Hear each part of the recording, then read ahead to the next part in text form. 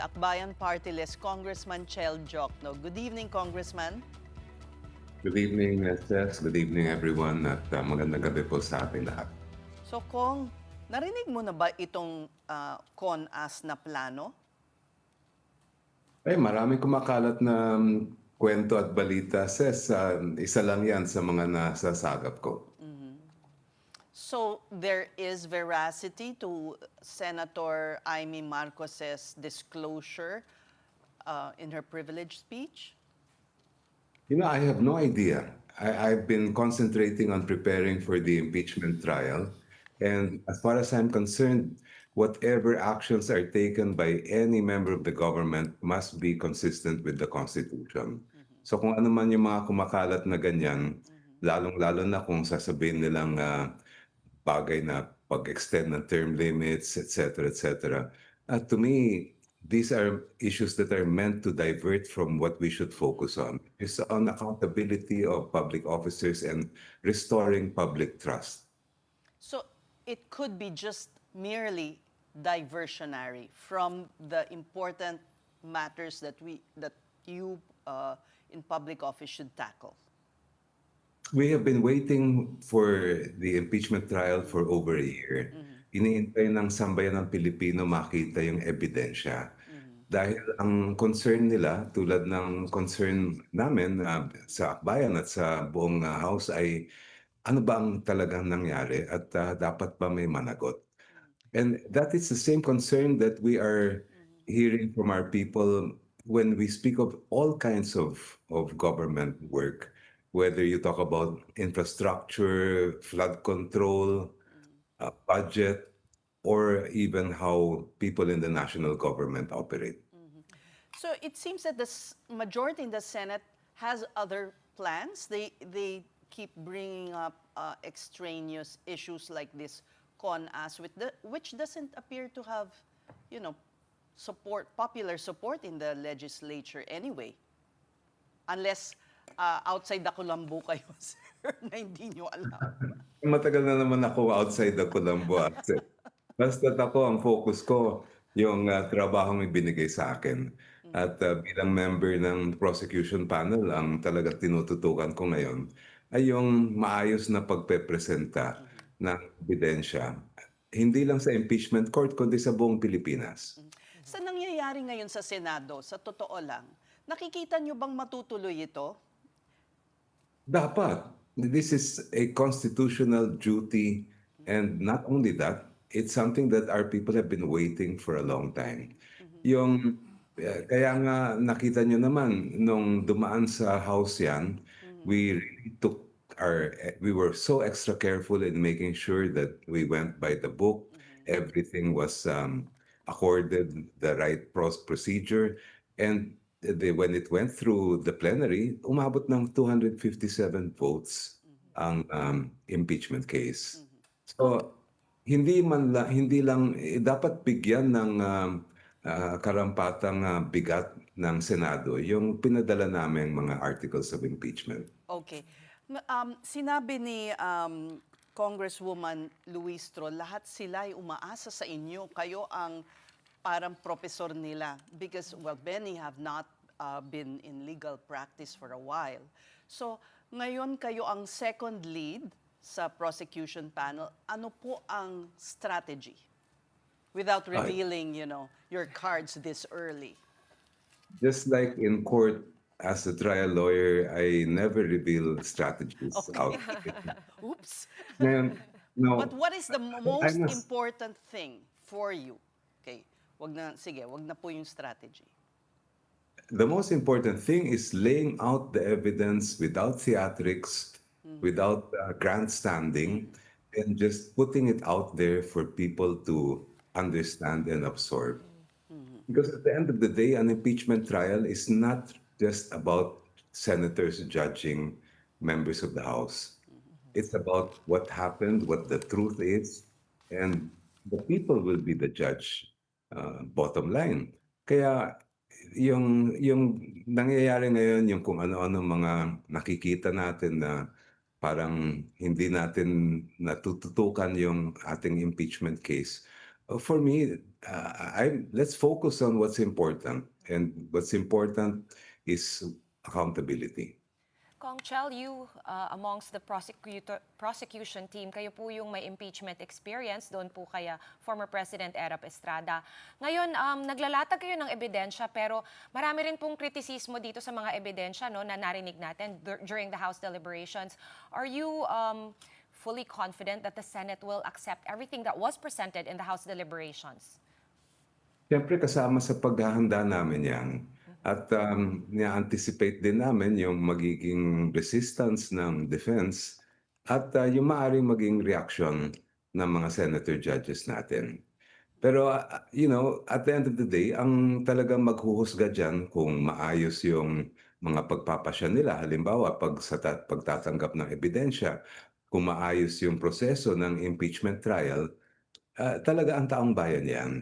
I recall during the Erap impeachment case, there the public opinion and public pressure really was what was the main and deciding factor in that case. And even if you look at other impeachment trials, the impeachment trial, for example, of Chief Justice Corona, ganun din yon. When the prosecution enters into any impeachment case, lagi naman dehado yan. Kasi ang kalaban nila ay malaking tao na malakas ang impluwensya. And that's why impeachment really is a procedure designed for top-ranking government officials, because it's a totally public trial that everyone gets to see. Which pieces of evidence are you really prepared to fight tooth and nail for na lumabas doon? Kasi yung mga main arguments is, the supplemental affidavit of Madriaga on top of yung mga sal-ins daw nung vice mayor pa siya, which the House has said nga is to establish lang naman a pattern. Right? If you go by previous impeachment cases, yung talagang mabigat na ebidensya na nakita ng buong bayan ay yung issues of unexplained wealth, issues ng mga sal-in, kung ito ba ay dineklara. And and it's just right na yung tinitingnan ng publiko ay yung issues ng accountability. Binigay namin sa inyo yung tiwala bilang lingkod bayan na kayo'y maglilingkod ng malinis at maayos. At gusto namin malaman kung totoo ba yon o hindi.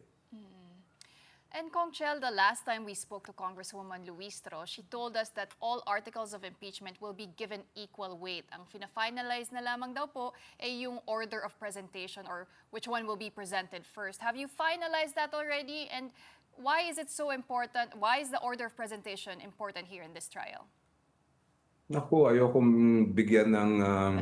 ayaw ko ipakita yung barahan namin sa defense. At sabihin na lang natin, we are exerting 100% effort to bring out the best case we can. Now, how that will be, kung ano yung uunahin namin, etc., intayin natin na lang yung mismong trial. Kong, what about the private prosecutors? Na-finalize na po ba sila? Inaayos pa namin ang buong listahan ng mga private prosecutors. It's not an easy job to choose private prosecutors. We have to make sure they are unassailable in terms of integrity. And we have to make sure na talagang mga batikang abogado to na marunong humawak ng kaso, marunong magpresenta ng testigo, sanay sa loob ng korte, kahit anong gawin ng kalaban ay hindi sila magigiba, buo ang loob. Yun ang mga hinahanap namin na private prosecutors. Congressman, paano po lalabanan ang disinformation? Earlier, we saw on the Senate floor a huge argument over what some senators claimed was propaganda. Ay, napakalaking hamon yan. Whether you speak of impeachment or other big issues our country is facing, that's always been a problem. And for us, aside from the work that we must do inside the Senate impeachment court, that is also a matter that we have to address. We can anticipate that habang lumalapit ang impeachment trial at habang nililitis mismo ang kaso, naku, talagang magrarampa yan. It's going to reach a peak that I don't think we've experienced probably since the elections. So, And so do you have a team that's going na ito lang ang tututukan? Kasi maaring yung sinasabi nyo ay matwist na kabaligtaran or you know how disinformation is working nowadays on social media and it can go viral very quickly. sabihin ko na lang, Ses, na handang-handa kami dyan dahil hindi naman bago itong mga taktika na ginagamit. At this has been tried before. We know what we are up against and we will fight it tooth and nail. Now, I'd like to ask you, Congressman, the Supreme Court just released its decision on the denial of the TRO on the case of Senator Bato. Have you read it? Because we'd like to... Oo. ano po- I'm sorry, hindi ko pa siya nababasa. Sobrang tutok ko sa impeachment case. Sayang, kasi gusto namin sanang marinig ang inyong opinion ukol dito. But just the same on, baka pwede rin po ba ang inyong thoughts kung itong anti-dynasty bill ay may pag-asa pang maipasa? If you're talking, well, ganito ang Another sitwasyon. important piece of Yes. legislation, and I'm Oh. sure ano rin kayo dito, ito'y gusto rin yung maipatupad. Sabihin na lang natin na bibiyak ang puso ko pagdating sa anti-political dynasty bill. I'm sure aware kayo yung isinusulong namin sa akbayan ay isang napakalawak na anti-political dynasty bill. Sa paniwala namin ay wawakasan na ang issue ng ng mga political dynasty. Kaya lang yung naipush na version sa House ay para sa amin ay napaka-diluted na form ng anti-political dynasty that it actually legitimizes political dynasties. Kung maalala ninyo, yung ngayon na nasa plenaryo ng House na political dynasty bill, ay gumawa sila ng iba't ibang level ng ating pamahalaan. And for each level, according to the bill, that's where dynasties are prohibited. So halimbawa sa national level, bawal ang magkakapatid, let's say sa Senado. Pero pwede pa rin mangyari ang isang political dynasty sa iba't ibang antas ng ating pamahalaan. So you could have one member of a family in the Senate, one or more in Congress, one as a governor or a mayor, and so on down the line. So ang magiging resulta niyan ay hindi mabibiyak ang mga political dynasty. Okay, so you're clearly not 100% satisfied with that, no? But as a Deputy Speaker, Janet Garin always says, you have to find something na papayag na lahat ng tao or a compromise. So in your opinion, Kong Shell, is this a satisfactory kind of political dynasty bill? Nabibiyak nga ang puso niya. Kahit nabibiyak yung puso, kaya naman ba nga sikmurahin kahit paano? Or what's an Matagal acceptable sila- compromise po? Well, matagal na natin kasi iniintay ito. Pero kung titingnan kasi natin yung version ng Senate, lalong-lalo na yung pinupush ni Akbayan Senator Risa Ontiveros, although it also applies to second degree of affinity or consanguinity, hindi nila hinati sa 4 na level ang pamahalaan. So that in that respect, that is a much better version than the House version. And if the House version passes the House, which is already there sa plenary, they will have to contend, and I hope that they also respect the other side of the coin. At sana ang ma-push ay yung nakikita natin na mas maayos na version. Well, she's now in the minority, so Yes, yes, I have to say. okay. So, patuloy na mabibiyak ang inyong puso. Basta tuloy ang laban, Ses. Yeah. Marami pong salamat. Tuloy nga ang laban. Akbayan Party List, Congressman Chel Joc.